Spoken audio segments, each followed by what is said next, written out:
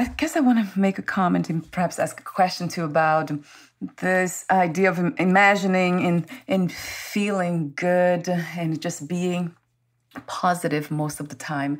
Some of us cannot do that, not just because we don't want to, but because we have some healing work to do, per se, a lot of traumas and so many things that hidden at the subconscious level, in the body even, as you know. So that gets in the way, and sometimes we don't know these things. As you know, also trauma changes the brain. So as much as we try, I've been there. I was depressed before. And I really tried so hard to be happy and positive, but I would always go back to sadness because it was not healed. I didn't have access to those healing tools, per se. Yes. I mean, so I think, again, this brings back this idea that we have to really use all of these different modalities and things like therapy complementary with law of attraction practices. And it's a great point you make, where, again, if you just follow kind of like the popular law of attraction stuff, they make it seem way too easy, and it doesn't address the tremendous amount of subconscious trauma and fear and negativity that most of us have experienced throughout our lives in some way or the other. I mean, there's major trauma, but there's also micro traumas that virtually everybody has to process.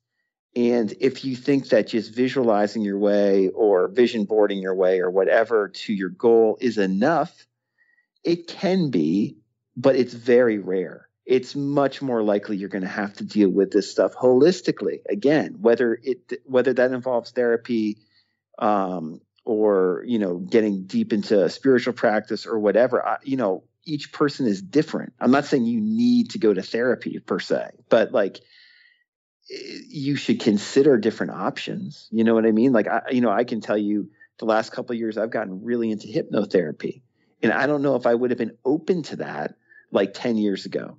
And for me, it's been hugely transformative, very positive. And it's most of that work that I've done with my hypnotherapist has just been processing and going through, past trauma, of some, not necessarily, like I said, major trauma, but just stuff that we believe and that we learn growing up and that we never have totally shaken off, and processing that. And I think it's very short-sighted to just say, doing a law of attraction technique is going to magically solve everything for you, because it can, but for, the vast majority of people, it involves more than just that, and more continual self-love and inner work. As I know, and I think a lot of people listening to this already know that, but it's important to always emphasize it. So your book, actually, the way you communicate the message of the law of attraction, how to manifest, includes that. When I hear you say, when I read about going through the feelings and processing them, and it's okay to be angry, it's okay. So that, to me, it's a therapeutic work. It's almost that's the healer's work. So you guiding people to do the healing work in order to manifest. So you're doing both, two things at once. Yeah, I don't think I could describe the law of attraction with a straight face unless I did that as well. I mean, for me, again, I'm a weird fit for the law of attraction, because the counselor side of me comes out much more, and the side that wants to help people heal and heal myself comes out much more than any specific technique or anything like that. And I've been fortunate to come across a lot of teachers with great techniques, and I love to share that stuff. But it's got to be an inward process of self-healing and processing what you've gone through and then releasing that. And that's not a technique. That's you. You know what I mean? That's you doing you. So that's the deep stuff. That's what I love. That's what I love working with people on, whether I'm working one-on-one with them or, just writing a book to help people. So I love that about your work. I mean, about you, that's who you are, really. It's coming from that space of knowing. It's truly beautiful. Thank you so much, Tim, for being here. Thank you, Valeria. I have way too many other comments here from your book, but there's one that caught my attention towards the end. You mentioned a passage in the Bible. I think it says, I have placed before you life and death, the blessing and the curse. So choose life in order that you may live. So that's interesting how you also mentioned that the law of attraction has been almost as a base for its teachings. This passage in the Bible, I didn't know that before, so that caught my attention. Yeah, I mean, there's so many. I'm a big fan of Neville Goddard, and a lot of his work, and then a lot of just in general, like the New Thought movement, which was a 19th and 20th century movement in the United States that was basically law of attraction. The law of attraction before it was widely called the law of attraction.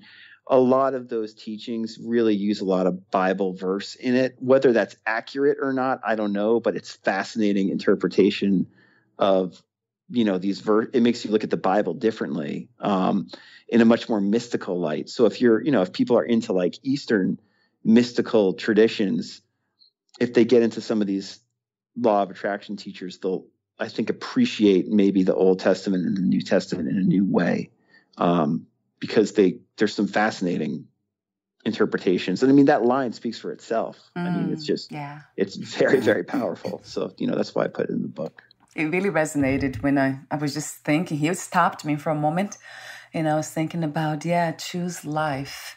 Yeah, choose to be happy, peaceful, and then that will become. Because, there's no separation, as you said before. The inner world and the outer world. It's just everything's connected. One is reflecting the other. So you have the component of feeling good. I don't want to say everything, give all the details, all the teachings in the book. I wish we could. Really? One thing I will say is that book is not meant to be read just once. Right. It's not that kind of book. It's like there's a lot in there. So, and again, that's why I have the podcast to almost expand on. There's several points in that book that need to be heard again and again. And I'm speaking about myself as much as the reader or listener. It's like, these are things that we have to remind ourselves constantly. Like, for instance, choose life, not death. And again, be positive, not negative. Negativity is irrational and crazy a lot of the time. Being positive is rational in a good way and sane, stuff like that. We need to be reminded of that on a constant basis. So we could go over all the themes, and we'd still have to go over all the themes again in a couple months, because it's that kind of information.